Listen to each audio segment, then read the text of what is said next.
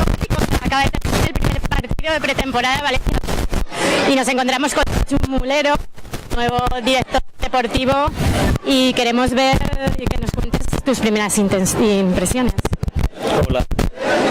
Bueno, el primer partido de pretemporada sirve para romper la dinámica de entrenamiento y eso es lo más importante, ¿no? Pillar y coger ritmo de partido.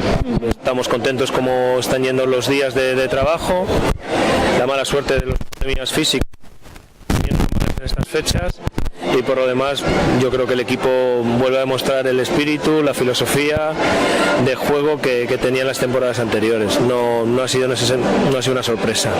Y la adaptación de los nuevos jugadores que nos habéis traído.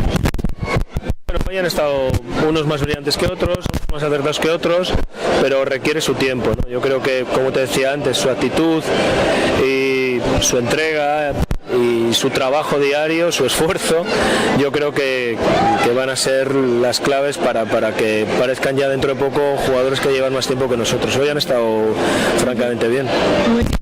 Y tu cambio es espectacular. ¿Durante cuántos años? Muchos. 20. 20. Después de... 20, madre mía, 20. ¿Y en Valencia Basket cuántos? 10. Bueno, un montón. La mitad. ¿Vale? ¿Y bueno, extraño. La verdad es que es un cambio raro para mí tener que ver el partido desde la grada.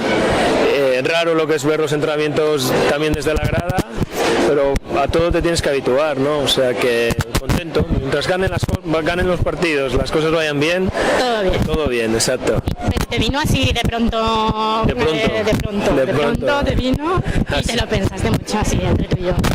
O nada. Bueno, yo creo que hay decisiones que tienes que tomar cuando te vienen, cuando el club te lo dice, y hay que estar preparado para ello, ¿sabes?